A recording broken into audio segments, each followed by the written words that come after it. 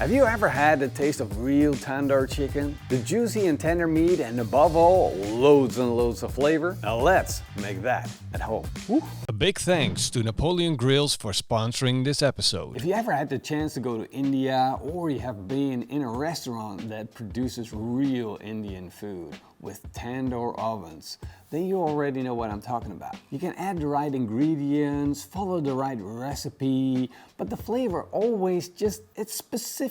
And it is what makes tandoor chicken. But I want to try and make it at home with that real authentic tandoor chicken flavor. You know that if we actually pull this off, we're gonna be eating tandoor chicken for the rest of our lives out of our own grills. Before we can do any work on the grill, we're gonna first prepare our ingredients. And that's why I have 1.5 kilogram of chicken thighs.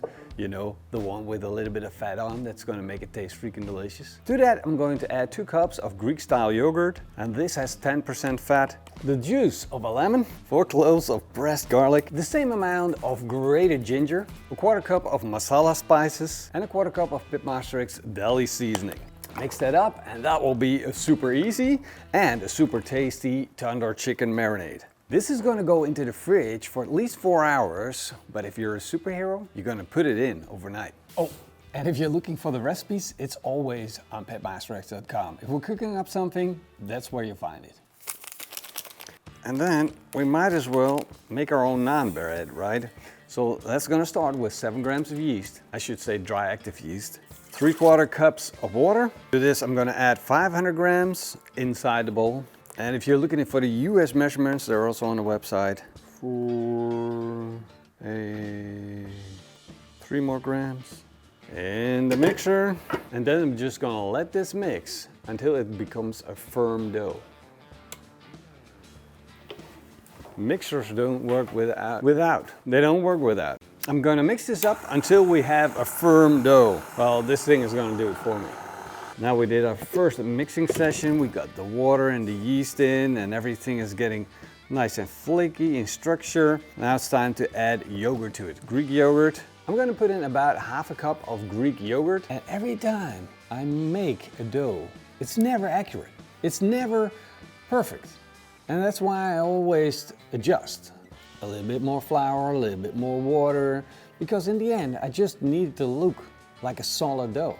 I don't need, well, it would have been nice, but somehow I never get it perfect. And then, like last week, I heard that you can never get it perfect by just measurements. And you know why?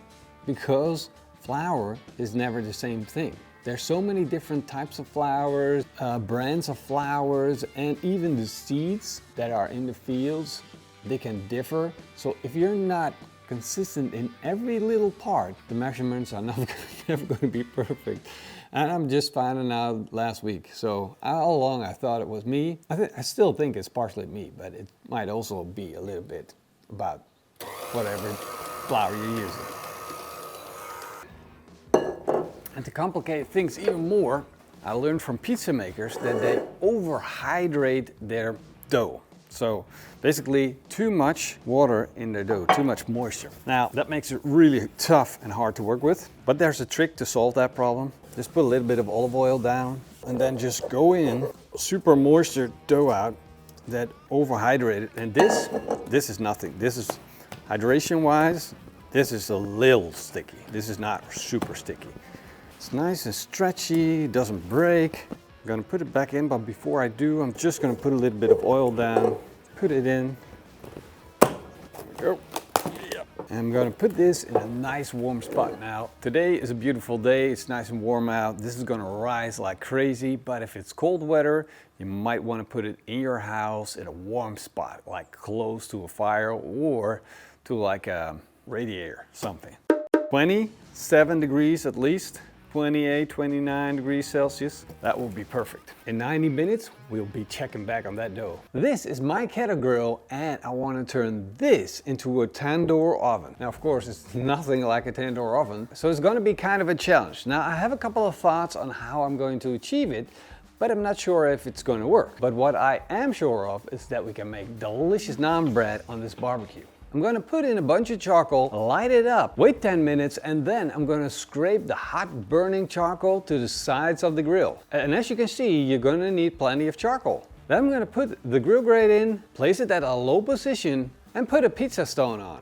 It's been 15 minutes and the barbecue is now at 340 degrees Celsius, which is around 620 degrees Fahrenheit, which means it's freaking hot. So be careful. It literally standing from here, even though I have the bottom vent and the top vent fully opened, it still takes time to get all of that mass heated up, especially the pizza stone. As we're making naan bread, and the most popular version of naan bread is actually the one with garlic and coriander and butter, of course. And I do understand that it's not for everyone to have actual coriander on naan bread because they say it tastes like soap. So I'm going to exchange that with some parsley. I'm also going to add a little bit of garlic, and I'm going to quickly close that lid again, and I'm going to let that melt. And I actually understood that it's nobody's fault. As a matter of fact, people that do like coriander, they have like a disformation in their genes. If you hate coriander, you're normal. If you like coriander, you're a bit off. Once that butter melted, and that's going to go quickly, you're going to take it off. And I'm going to put it right here, keep it nice and warm. So I'm just going to turn this on at a low temperature. It's a warm keeping temperature. With that pizza stone being blazing hot, I'm going to lay down some olive oil once again. Look at that. That is one gorgeous piece of dough. I'm just going to turn this into same size. Now the cool thing with naan bread, that it's not supposed to be a specific type of shape. Of course, we got that supermarket naan bread, which is always the same shape, and people think it needs to be that way. But when you go to India, you go to a local bakery, it's never going to be the same shape. But this might be one of the easiest techniques, just to grab your hand like that and just roll it around. And it actually makes such perfect golf balls. I got my dough, I got a spatula just to get it out again. I'm gonna take my rolling pin. Woo. I'm almost treating this like a pizza, even though I really don't want it to be like a pizza. All right, I think we have about a nice shape. Open this up. It's screaming hot, and do the whole naan bread thing. Whoa. Now careful now. I'm just gonna say it one last time. That's hot. Oh, that looks freaking delicious. And now that it's still screaming hot, I'm gonna put a little butter on, but let's just appreciate this first. Let's get some garlic and parsley butter on this. If you want, of course, you can put cilantro on. I'll be storing this in a kitchen towel. Close this off, keeping it nice, warm, and a little bit damp. It will turn like a soft. In the beginning, when you take it off, it's nice and crispy, but you actually don't want it crispy. You want to be able to tear it and wrap around something, like make a big roll out of it. Perfect naan bread. So fresh, so baked with the butter, so rich and creamy. And if you tear into this, it's so beautiful. Okay, I gotta take a bite. I do apologize. We're not nearly to the end yet, but this needs to be quality checked. No, it doesn't, but no. Oh, the honest truth about that naan bread is that the only reason why I just baked the best naan bread I ever baked out of my life is because I didn't follow my own recipe. So my advice would be, do not follow a recipe, but just look at what's going on. Just feel it with your hands, make sure that it's nice and wet. Once it's sticky, well, you're in the zone. Best advice ever. Don't follow any recipes. Cook with the heart. Maybe that's the best advice then. That sounds more professional. The temperature in the grill is already dropping, and we went from about 350 to around now 250 Celsius, which is around 500 Fahrenheit. Now that's because the charcoal ended up burning down and releasing most of its heat. Let's get the grill grates out, add some more charcoal to it. I'm going to give it a little bit of time with the lid open to get it started back up. I'm going to put the grill grates in, and in the meantime I can tell you about my plan. You see, my first plan was to take this, a grilling system for kebabs with skewers, but I just wanted the skewers, and I was going to use those skewers and use that to hang the meat in the grill. But after giving it a second thought, I had a better idea. I ordered these, and you can get these on Temu or Amazon or whatever online shop. This is actually a fish smoking hook. These are actually perfect for that tandoor chicken. to hang my chicken in the grill because I want that tandoor effect. I want my chicken to roast on the outside. I need a little bit of those heat blisters. I need the scorching outside of the chicken to get that real tandoori flavor. This is it. This is what I'm gonna use. Smoke hooks. This is like, you get 20 of these for €10 or something, which is nothing.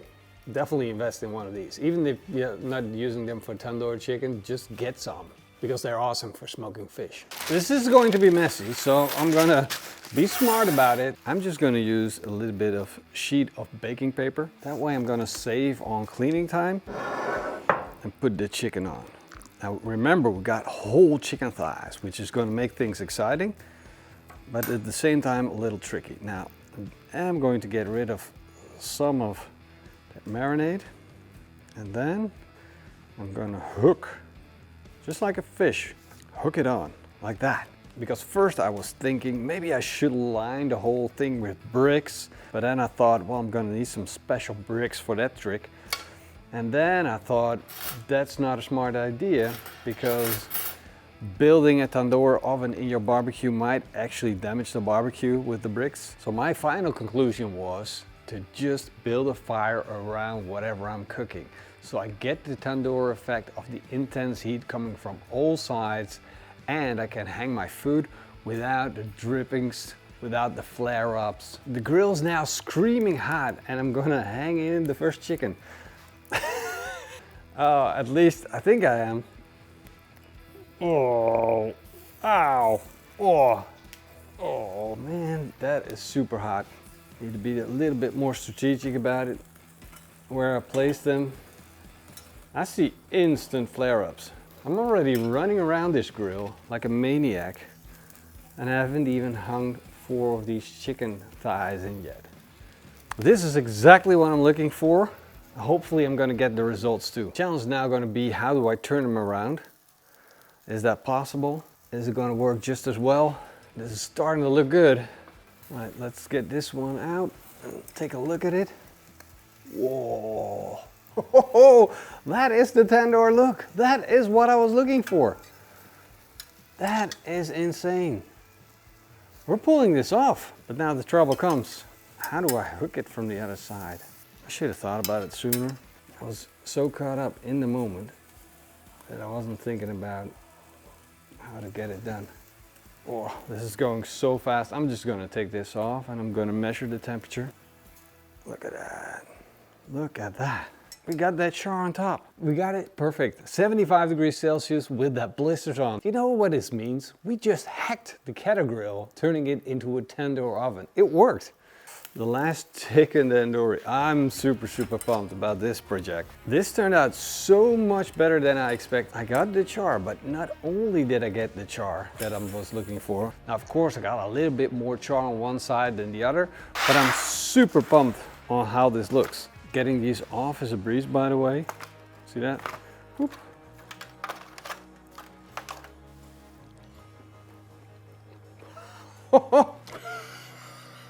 What a project. We just nailed making tandoor chicken in your kettle grill. That is super exciting. And if you already have a grill like this in your backyard, man, this is a win-win. You don't have to cut this or do anything to it. It's just tender, delicious, tasty meat. I got my char and I got that beautiful thick crust of marinade. We got juicy chicken. This scores a 10 out of 10 by looks. Now let's give it another bite. This is on the list of some of the best tandoor chicken I've ever had, including the ones that I ate in a restaurant that actually had a tandoor oven. That's gonna be a feast for me and my family. We'll be enjoying that. Go check out the recipe on PITMASTERX.com. See you guys in the next video.